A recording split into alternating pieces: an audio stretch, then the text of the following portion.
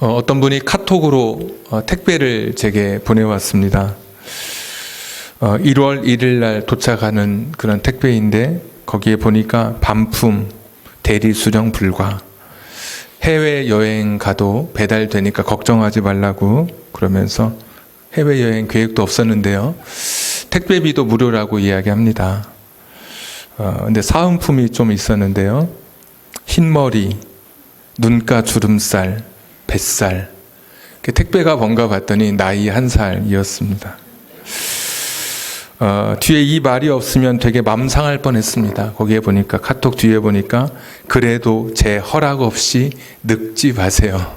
그렇게 카톡을 보냈는데 원하시면 제가 그 택배를 여러분에게 보내드리도록 하겠습니다. 바울은 13편 또는 14편의 성경을 저술한 사람으로 알려져 있습니다.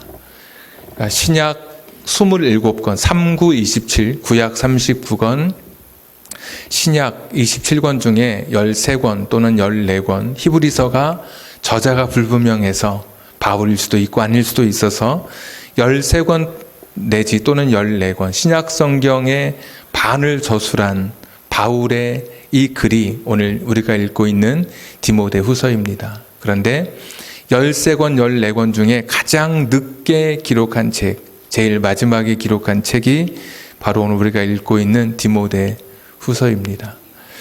근데 디모데 후서는 4장까지 기록되어 있는데 그 마지막 책의 마지막 장의 이야기를, 마지막 끝부분을 우리가 읽었습니다.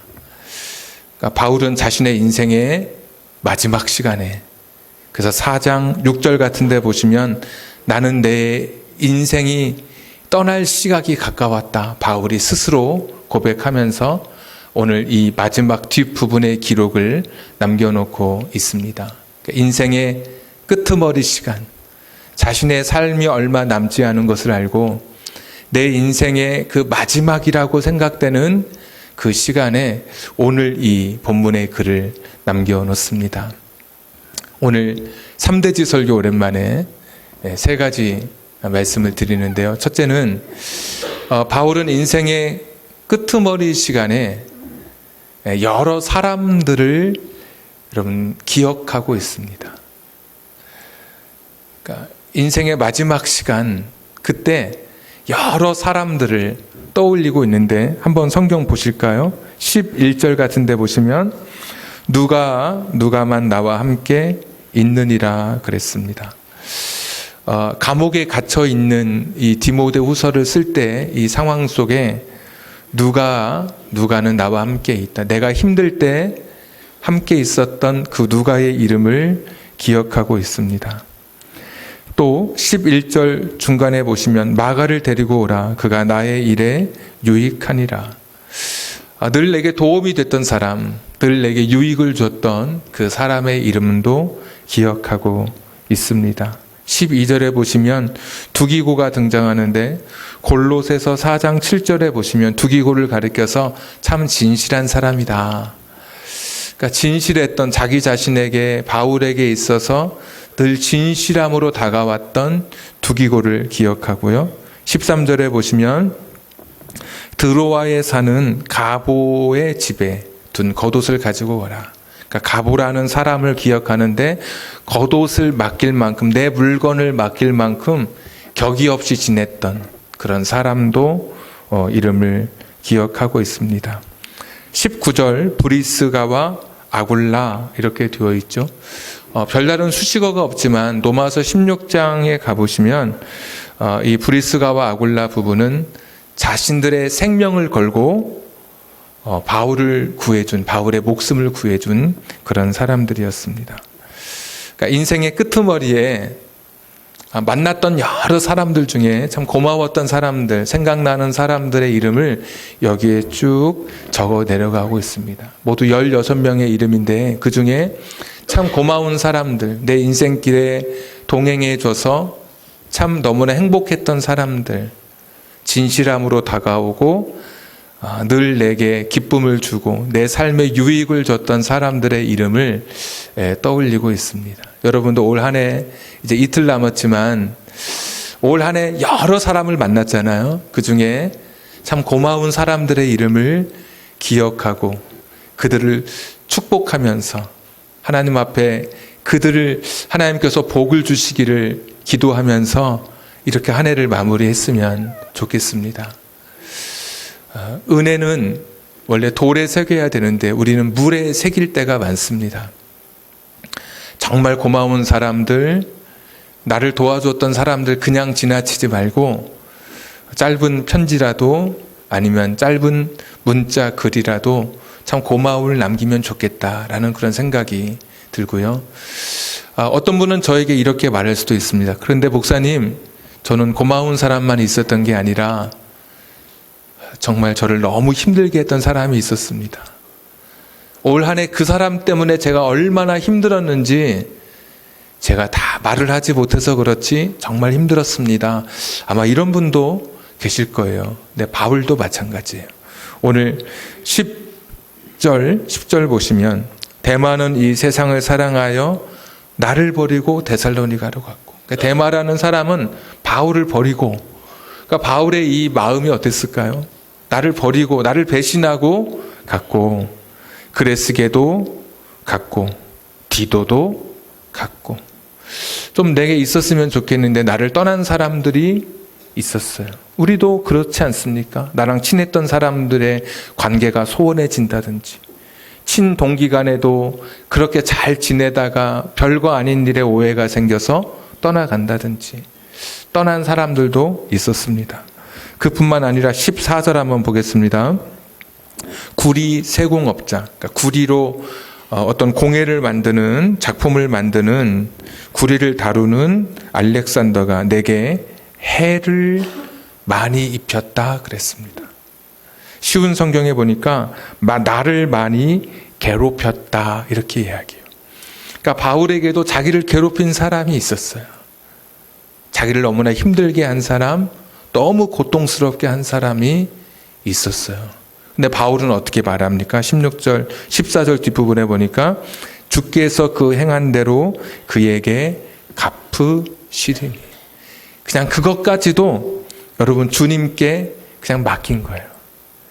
나 정말 힘들게 한 사람, 나 고통스럽게 한 사람, 나도 복수해야지, 나도 칼을 갈아야지, 그렇게 인생의 끄트머리에 그런 오기와 원한의 마음을 가지고 인생의 마지막을 마친 게 아니라 그냥 주님께 다 맡겨버리는 거예요. 주께서 아시니까 주님께서 갚아주시겠지.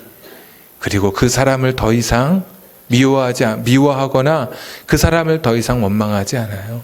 자, 16절에도 보시면 내가 처음 변명할 때 나와 함께한 자가 하나도 없고 다 나를 버렸으나 그들에게 허물을 돌리지 않기를 원하노라. 변명은 변론입니다. 재판정에 서가지고 내가 나의 이야기를 변론할 때 있던 사람들이, 나의 이야기를 증언해 줄 사람들이 다 떠나갔다는 거예요. 다 나를 버렸다는 거예요. 정말 믿는 사람에게 배신당하고 그 고통의 시간에 오히려 나를 떠나간 그런 사람들의 모습을 보면서 억울할 만도 한데 16절 마지막에 보시면 그들에게 허물을 돌리지 않기를 원하노라 이렇게 기도하고 있어요. 여러분, 올 한 해 정말 고마운 분들이 있다면 고맙다고 표현하십시오. 그런데 오늘 바울이 경험했던 것처럼 정말 내 삶에 너무 나를 억울하게 하고 내 삶의 고통과 눈물의 길을 걷도록 내가 만나서는 안 될 사람이라고 여겼던 그런 사람을 내가 만나서 올 한 해 너무 힘들고 지치고 그것 때문에 너무 가슴 아팠다면 그 사람을 향한 분노와 원망과 악의를 가지고 이 해를 마치는 것이 아니라 그것까지도 다 주님 앞에 맡기고 그들에게 허물이 돌아가지 않게 해달라고 기도하고 있는 오늘 바울을 우리가 본받게 되었으면 좋겠습니다.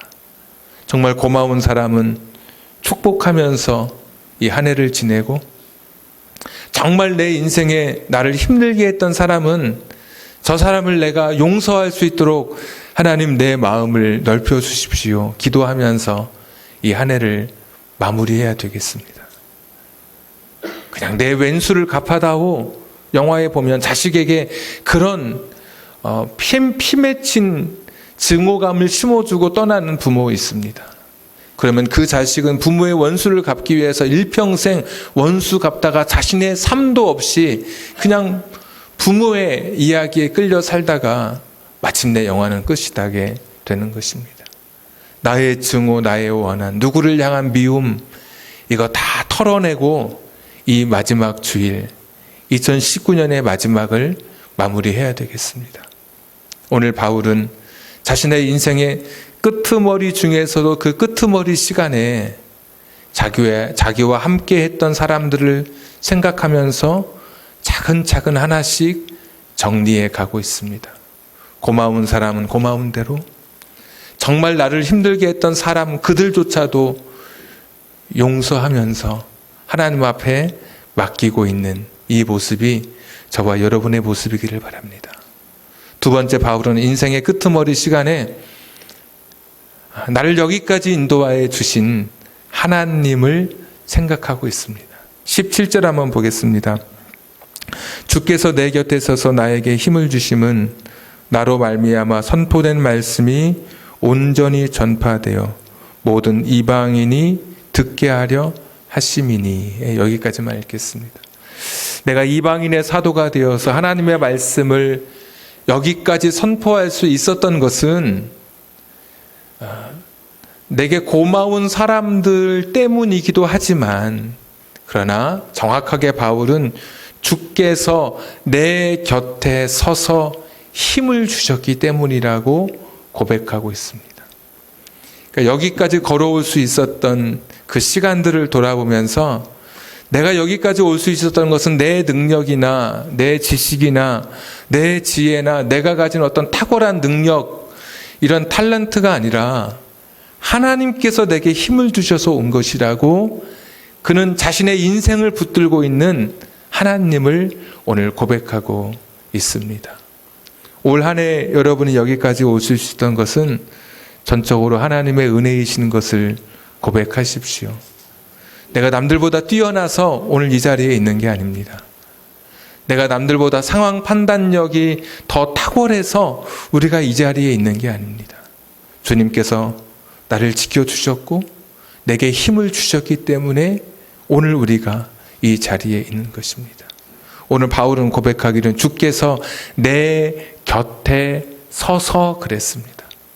우리는 멀리 계신 하나님, 멀리 계신 주님으로 고백하는데 바울은 내 곁에 계신 주님으로 고백하고 계십니다.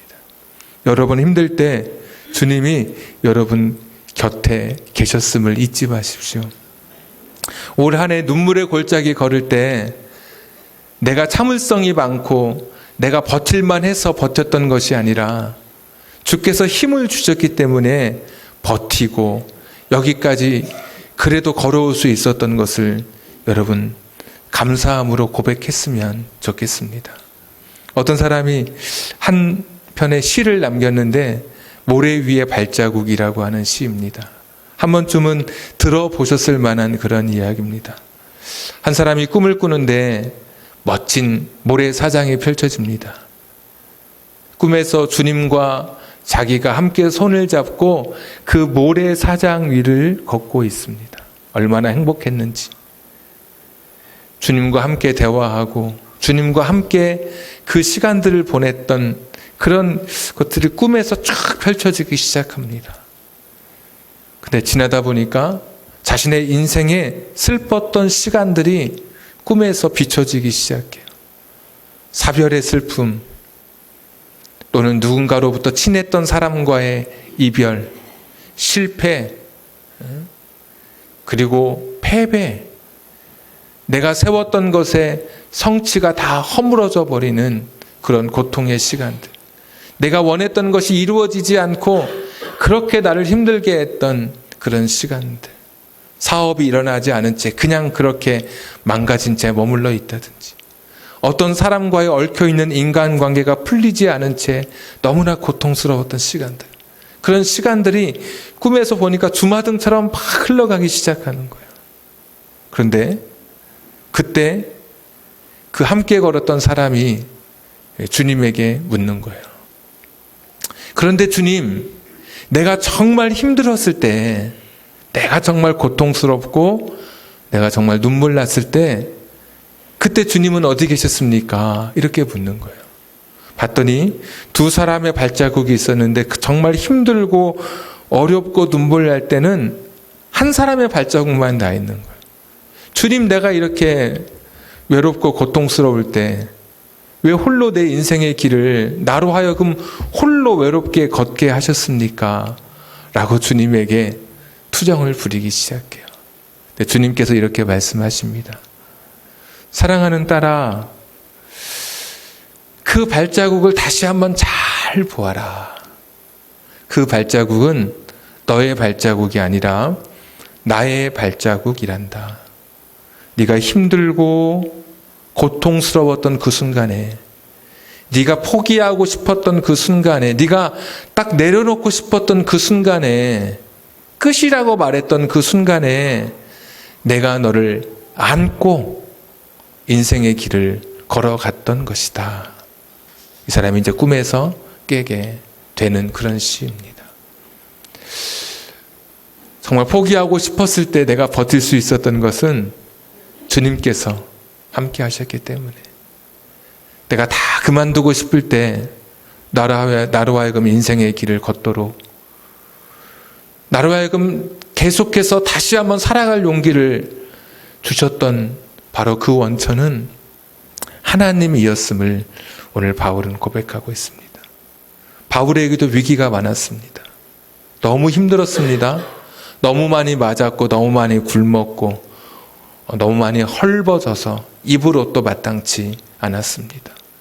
3번씩이나 내 몸에 가시가 사라지게 해달라고 간절히 기도했지만 기도가 응답되지 않은 거절의 응답도 그는 경험해야 했던 그런 사람이었습니다. 남부럽지 않게 충분히 살 수 있는 그런 이력을 가지고 있었는데도 불구하고, 소위 그 시대의 금수저로 태어났음에도 불구하고 그의 인생의 험난한 길을 걸을 때 정말 그만두고 싶고 포기하고 싶고 되돌아가고 싶었지만 여기까지 올 수 있었던 것은 주께서 내 곁에 서서 힘을 주셨기 때문이라고, 주님이 힘을 주셔서 여기까지 온 것이라고 바울은 고백하고 있습니다. 2019년의 마지막 주일, 오늘 저와 여러분이 여기까지 걸어올 수 있었던 것, 하나님의 은혜인 것을, 하나님께서 내 곁에 서서 나는 알지 못했지만 때마다 일마다 순간순간 내게 힘을 주셔서 여기까지 왔음을 여러분 오늘 고백하셨으면 좋겠습니다. 바울은 인생의 끄트머리 시간에 사람들을 기억해서 고마웠던 사람, 나를 힘들게 했던 사람, 바울은 인생의 끄트머리 시간에 나와 함께 했던, 내게 힘을 주셨던 하나님을 기억했어요. 그리고 바울은 마지막 자신의 인생의 끄트머리 시간에 천국을 기억하고 있습니다. 천국에 대한 소망을 고백하고 있습니다. 우리 18절 한번 읽겠습니다. 다 같이 시작.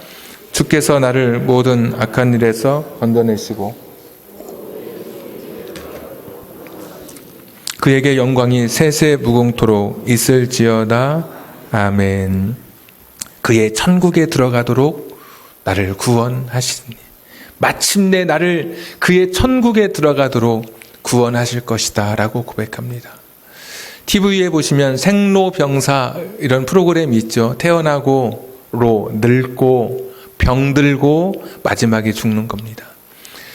정치인 중에 김종필이라고 하는 분 여러분 아시죠? 전 자민련 총재이기도 하셨고, 이분이 2014년에 그런 인터뷰를 했습니다. 자신은 생로병사 중에 지금 병에 있는 것 같다고. 그만큼 병치레가 많았다는 이야기예요. 지금 병치를 하고 있다는. 근데 제가 이제 그분 이력을 찾아보니까 작년에 93세의 나이로 사해에 도착했더라고요. 병에 2014년에 자신의 이야기가 병이었는데 작년에 사에 도착해서 죽음으로 생로병사로 끝났어요. 근데 오늘 바울은 생로병사 다음에 또 하나의 종착지를 이야기하고 있는데 18절에 그곳이 천국이라고 고백하고 있습니다. 나는 내 인생의 끄트머리, 여기서 내 인생이 이렇게 끝나는 것이 전부가 아니라 나는 또 하나의 종착지가 있는데 나의 마지막 종착지는 천국이다. 그의 나라, 그의 하나님의 나라, 하나님이 다스리시는 그 나라, 그곳을 소망하면서 인생의 끄트머리 시간에 자신의 인생을 정리해 가고 있습니다. 마지막 종착지, 그곳이 천국이라고 하는 거. 올 한 해가 시간이 되게 빨리 간 것 같지만 처음에는 되게 안 갔습니다. 아직도 1월이네?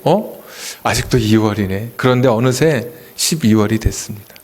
안 갈 것 같던 시간이 또 지나니까 너무 빨리 지났습니다. 안 올 것 같았는데 2019년 12월 마지막 주일까지 왔습니다. 우리 인생도 그렇습니다. 안 죽을 것 같은데, 죽는 거는 아는데 왠지 안 죽을 것 같아요. 그러니까 왠지 내일도 살 것 같고 모레도 살 것 같고 당연히 내년도 살고 후년도 살 것 같아요. 왠지 우리는 그런 마음이 들어요.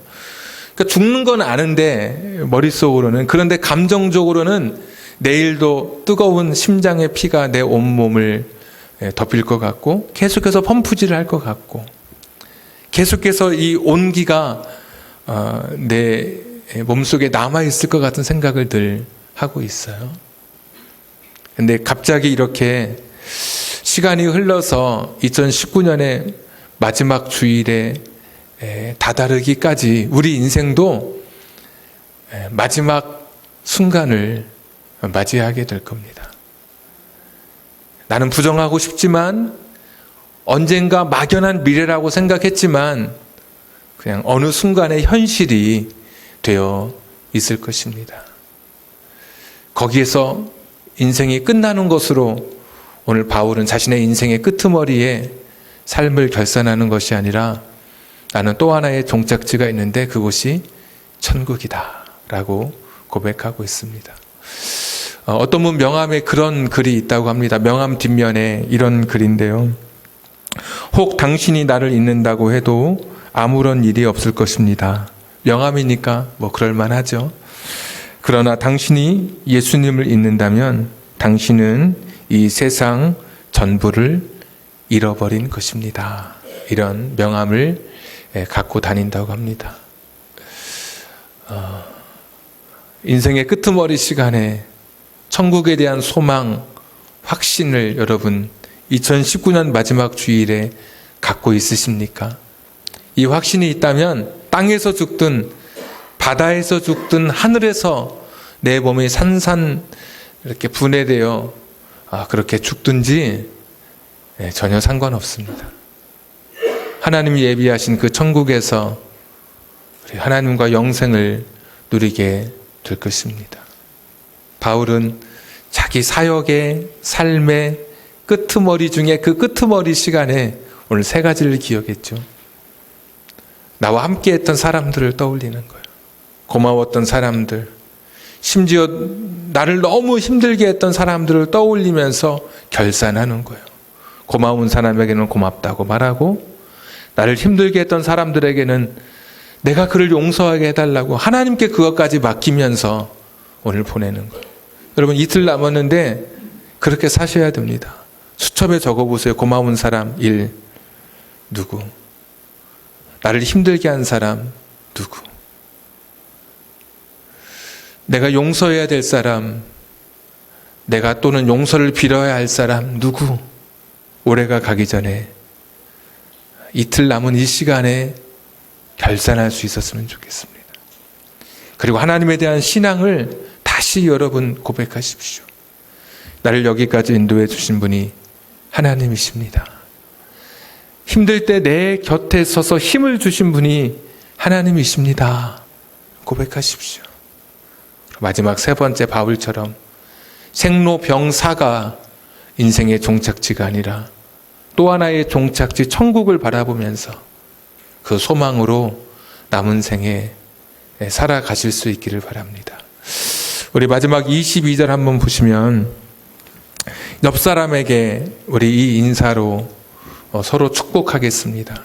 옆 사람에게 우리 한번 다 같이 먼저 읽겠습니다. 시작. 나는 주께서 내 심령에 함께 계시기를 바라노니 은혜가 너희와 함께 있을지어다. 아멘. 축복의 메시지의 마지막 말. 메시지 성경에 보면 하나님께서 그대와 함께 하시기를, 은혜가 그대와 함께 하기를 바랍니다. 이렇게 글을 남겨요, 바울이. 우리 옆 사람 바라보면서 하나님께서 당신과 함께 계시기를 인사하겠습니다. 또 하나 인사합니다. 하나님의 은혜가 당신과 함께 있기를 바랍니다. 네. 자, 이번에 이제 이어서 합니다. 하나님께서 당신과 함께 하시기를, 하나님의 은혜가 당신과 함께 있기를 바랍니다. 시작. 하나님께서 당신과 함께 하시기를, 하나님의 은혜가 당신과 함께 있기를 바랍니다. 자, 한 번 더 하겠습니다. 다른 분하고 하겠습니다. 했던 분 말고, 이것은 내가 축복하는 겁니다. 그 사람을. 오늘 2019년 마지막 주일에 축복하는, 인사하는 게 아니고 축복하는 거예요.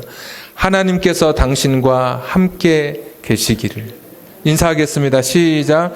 하나님께서 당신과 함께 계시기를, 하나님의 은혜가 당신과 함께 있기를 바랍니다. 아멘. 우리 같이 한번 기도하겠습니다. 우리 반주 좀 부탁드리고요.